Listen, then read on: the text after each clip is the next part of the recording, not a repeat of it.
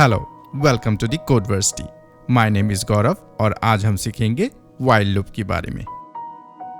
Previous lessons में हमने for loop और एनहांस फॉर लूप के बारे में बात किया है। अगर आपने उन लेसन्स को नहीं देखा है तो please check those out. That will help you in progressing through this lesson quickly. Like we saw in the previous lesson, एक फॉर लूप से अगर हमको 100 टाइम्स हेलो वर्ल्ड प्रिंट करना है तो हम ऐसे एक फॉर लूप लिखते हैं और हेलो वर्ल्ड को प्रिंट करते हैं। एक बार फिर से इस प्रोग्राम को रन करके देख लेते हैं। So with just 3 lines of code, we are able to print hello world 100 times. ये सेम चीज हम for loop से ना करके एक while loop से भी कर सकते हैं।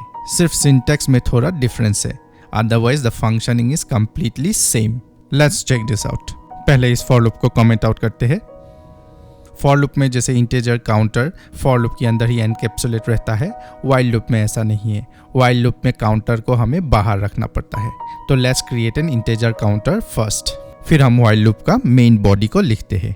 वाइल लूप में कंडीशनल स्टेटमेंट पैरेंथेसिस के अंदर रहता है, जैसे कि आप यहाँ पे देख रहे हैं। फिर जस्ट लाइक फॉर लूप हम main execution statement curly braces के अंदर लिखते हैं। तो यहाँ हमने system.out.println hello world को कर्ली ब्रेसेस के अंदर लिख दिया है। Let's run this program. Looks like ये इन्फिनिट लूप में चला गया है। Let's stop the execution and check. Okay, हमने काउंटर को इंक्रीमेंट नहीं किया है, तो यहाँ काउंटर जिसको हमने इनिशियलाइज किया था वैल्यू 1 से, ये हमेशा 1 ही रह रहा है और लूप कंटिन्यू कर रहा है, तो इन्फिनिट लूप में चला गया है। Let's increment the counter and run again. तो जैसे आप देख सकते हैं, in this case also we get hello world printed out 100 times. तो first time around counter i का वैल्यू 1 रहता है। फिर जब वो लूप की कंडीशन पे जाता है i less than equal to 100, तो ये कंडीशन सेटिस्फाई होता है, इसलिए वो लूप एग्जीक्यूशन पे चला जाता है और वो हेलो वर्ल्ड को फर्स्ट टाइम प्रिंट करता है। फिर i++ वाला स्टेटमेंट में पहुंचता है लाइन नंबर 15 पे और वो वैल्यू ऑफ i को 1 से इंक्रीमेंट करता है, तब value of i becomes 2। Again वो लूप की कंडीशन पे चला जाता है। अब i का वैल्यू अपना 2 है और फिर से ये कंडीशन सेटिस्फाई होता है, तो वो हेलो वर्ल्ड को फिर से और एक बार प्रिंट करता है और फिर से i को 1 से इंक्रीमेंट करता है। ऐसे चलता रहता है जब तक i का वैल्यू इक्वल टू 101 ना हो जाए। जब i का वैल्यू 101 हो जाता है, वो कंडीशन सेटिस्फाई नहीं होता है और वो लूप के अंदर नहीं जाता है। So that is how a while loop works. So जो हम फॉर लूप से किया था वही सेम चीज हमने व्हाइल लूप से भी अचीव कर लिया। So as you have seen, like a for loop, the while loop is also an entry control loop.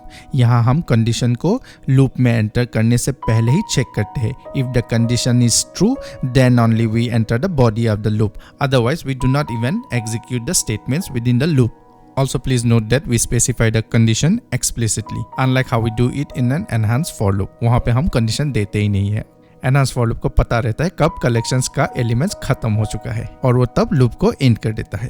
But this is not how a while loop should be used. हम for loop को use करते हैं जब हमें पता रहता है how many times the loop needs to run. जैसे कि यहाँ हमें पता था कि लूप को हमें 100 टाइम्स चलाना है, क्योंकि हेलो वर्ल्ड को 100 टाइम्स प्रिंट करना पड़ता है। तो ऐसे सिचुएशन जहाँ हमें पता होता है कि लूप को कितने बार चलाना होता है, हम फॉर लूप को यूज करते हैं। व्हाइल लूप को ऐसे सिचुएशंस में हम यूज नहीं करते हैं।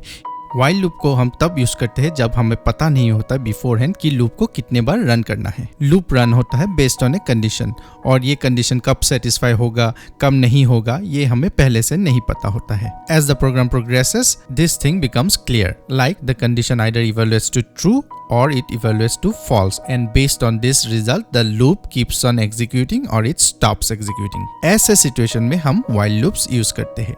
Let's take an example. पहले हम ये मेन मेथड को क्लियर कर लेते हैं। Let's take an imaginary situation. Suppose हमारे पास एक स्कूल है जो हर रोज दोपहर तक रन होता है and immediately at 2 o'clock school का छुट्टी हो जाता है। अब 2 o'clock तक स्टूडेंट्स को सिर्फ एक ही काम करना होता है, वो है फोकसिंग ऑन देयर स्टडीज। ये रिपीटेड एक लूप टाइप से करते ही जाना है जब तक 2 नहीं बजता है। As soon as the clock strikes 2, school छुट्टी और आप घर जा सकते हो और कुछ भी कर सकते हो। Let's simulate this using code.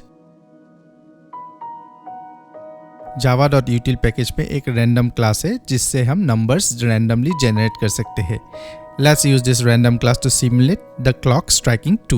पहले एक random class का वेरिएबल इनिशियलाइज करते हैं, फिर इसका नेक्स्ट इन मेथड यूज करके एक 1 से 12 के बीच में वैल्यू जनरेट करते हैं। 1 से 12 के बीच में वैल्यू जनरेट कर रहे हैं क्योंकि घड़ी में सिर्फ 1 से 12 ही बज सकते हैं। तो ये मेथड जब तक 2 नहीं रिटर्न करता है, इसका मतलब है 2 नहीं बजा है और हमें अपने स्टडीज में फोकस करना है। तो इसको हम एक system.out.println स्टेटमेंट से सिमुलेट करेंगे। रैंडम क्लास का नेक्स्ट इन मेथड में हम 12 एज ए पैरामीटर पास करेंगे ताकि ये 1 से 12 के बीच में ही नंबर जनरेट करे। तो ये मेथड जब भी 2 रिटर्न करेगा, हम ये सोचेंगे कि घड़ी में 2 बज रहा है और स्कूल को छुट्टी देना है। इस कंडीशन को भी हम एक system.out.println स्टेटमेंट से सिमुलेट करेंगे। Let's run this.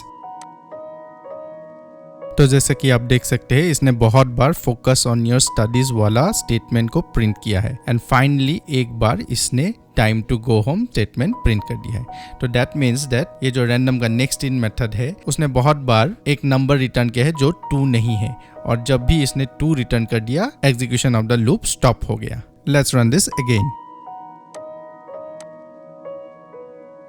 इस बार इसने सिर्फ 2 ही बार फोकस ऑन योर स्टडीज वाला स्टेटमेंट को प्रिंट किया। After that time to go home and play वाला स्टेटमेंट को प्रिंट कर दिया है। So as you can see, the number of times this loop is getting executed is not predetermined, it is determined based on a condition. ऐसे situations के लिए while loop is the perfect candidate. तो moral of the story ये है कि जब भी हमें पता होता है कि एक लूप को कितने बार चलाना है, तो हम फॉर लूप यूज करते हैं, और जब हमें ये नंबर ऑफ टाइम्स पहले से नहीं पता होता है, तब हम व्हाइल लूप यूज करते हैं। That brings us to the end of this lesson. Video को लाइक और चैनल को सब्सक्राइब करना ना भूले।